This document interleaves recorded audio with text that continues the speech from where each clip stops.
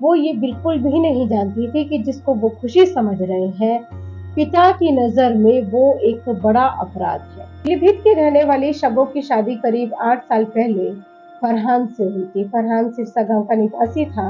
वहीं शबो खनका मोहल्ले की रहने वाली थी। अभी बीती 28 मई को शब्बो ने तीसरी संतान को जन्म दिया था। कायदे से परिवार में उल्लास का माहौल होना चाहिए था। उस दिन रविवार था। सब खुश थे कि घर में तीसरी संतान का जन्म हुआ है। अगले दिन यानी कि सोमवार को डॉक्टर्स की सलाह पर शब्बो को उसकी नवजात संतान को पास के दूसरे हॉस्पिटल में रेफर कर दिया गया।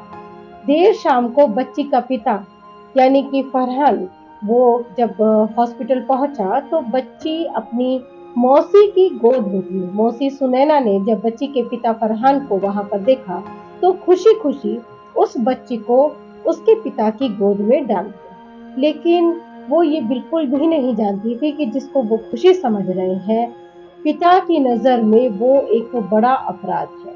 और उस अपराध की सजा उस पिता ने उसी समय हाथों हाथ दे दी। और वो सजा ये थी कि उसने बच्ची को गोद में लिया और जब देखा कि ये बिटिया है, ये तीसरी बेटी है, तो उसने उसको जमीन पर उसी समय पटक दिया। सब हतप्रभ रह गए।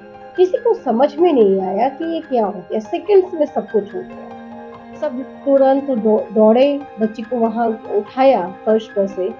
बच्ची बेसुध हो चुकी थी, लेकिन उसकी सांसें चल रही थी और इससे ये एक उम्मीद थी कि शायद बच्ची बच जाए।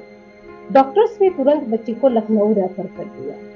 शबों के जो घर वाले हैं वो बच्ची को लेकर लखनऊ की तरफ चल पड़े। लेकिन वो आधे ही रास्ते पहुंचे थे कि बच्ची ने दम तोड़ दिया। कहना मुश्किल है कि नीचे जमीन पर, सख्त जमीन पर पटकने से लगी चोट से बच्ची की जिंदगी चली गई, उसकी जान चली गई, या फिर वो अपने पिता का ये क्रूर चेहरा, ये क्रूर हरकत वो बर्दाश्त नहीं कर सकी और इसलिए उसने मर जाना ही श्रेयस्कर समझा। जो भी हो, आधे रास्ते से ही शब्बो उसके घर वाले वापस लौट आए बच्ची के शव को लेकर। मामले की जो रिपोर्ट है वो पुलिस में दर्ज करवा दी गई है। पुलिस जांच कर रही है।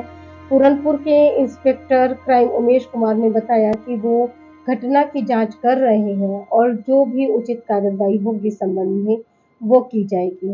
ना है हमसे मध्य प्रदेश से शेयर हुई थी। मध्य प्रदेश में इंदौर की चाइल्ड वेलफेयर कमेटी की संगीता जी ने पालोना से इस घटना को शेयर किया था। हम उनका आभार व्यक्त करते हैं इसलिए कि किसी भी अपराध को रोकने का सबसे पहला चरण है उसकी रिपोर्टिंग। और इस घटना के माध्यम से भी हम उन सभी लोगों का धन्यवाद अदा करना चाहते हैं जो पालोना को समय समय पर इन घटनाओं की सूचना देते हैं।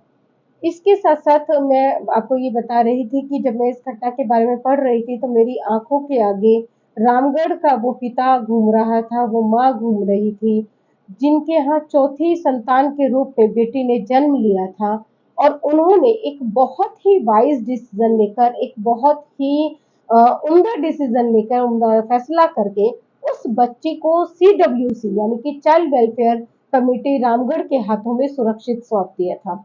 इसका नतीजा ये हुआ कि बच्ची आज सुरक्षित है और परिवार भी चैन की सांस ले रहा है। इसके मुकाबले अगर हम अब इस पीलीभीत वाले मामले की बात करें, तो आज नहीं तो कल फरहान पकड़ा जाएगा और ये निश्चित है कि उसे सजा भी होगी, कड़ी सजा होगी। जो 2 और बच्चियां हैं, उनके सर से एक तरह से पिता का साया हट जाएगा उतने सालों के लिए जितने सालों तक वो फरहान जेल में रहेगा। वहीं जो माँ है यानी कि शब्बो है, जिस समय उसे अपने पति के साथ की संबल की ज़रूरत थी क्योंकि उसने अभी-अभी एक बच्चे को जन्म दिया था, वो उस साथ से, उस संबल से महरूम रहेगी। एक क्षणिक आवेश में कहें या फिर हमारी मेंटालिटी ऐसी है कि हम बच्चे के जन्म को बहुत पॉजिटिव वे में नहीं ले पाते हैं और इस तरह का अपराध कर बैठते हैं। ये अपराध ठीक है कि कहीं न कहीं इन लोगों की जो मानसिकता है वो इसमें दोषी है, लेकिन मैं थोड़ा-सा इसका जो ज़िम्मेदार है मैं सरकारों को भी ठहराऊँगी क्योंकि अगर वो चाहें तो सेफ सरेंडर पॉलिसी पर व्यापक प्रचार-प्रसार करके उसको लोगों की रीच में लेकर आ सकते हैं, लोगों की जानकारी में लेकर आ सकती हैं। उससे फ़ायदा ये होगा कि ये बच्चे इस तरह से बेमौत मारे जाने से बच जाएंगे, वहीं जो जो ऐसे पेरेंट्स हैं जिनके यहाँ बच्चे जन्म नहीं लेते हैं, जो बच्चों को गोद लेना चाहते हैं और उन्हें सालों साल बच्चों का इंतजार करना पड़ता है, अगर इन बच्चों को बचा लिया जाए तो उनकी गोद भी भर सकती है, उनके घर आंगन भी गुलजार हो सकते हैं बच्चों की किलकारियों से। जरूरत सिर्फ एक सही फैसला करने की है, जरूरत सही दिशा में काम करने की है। पालोना इस दिशा में काम कर रहा है पिछले 8 सालों से, और हम ये अपील भी करते हैं और उम्मीद भी करते हैं कि समाज और सरकार के विभिन्न तबके भी, विभिन्न एजेंसियां भी इस क्षेत्र में अपना रोल निभाएंगी, अपनी जिम्मेदारी निभाएंगी और इन बच्चों के लिए एक सुरक्षित माहौल बनाने में कारगर होंगी। इस वक्त मैं इजाजत लेती हूँ। नमस्कार।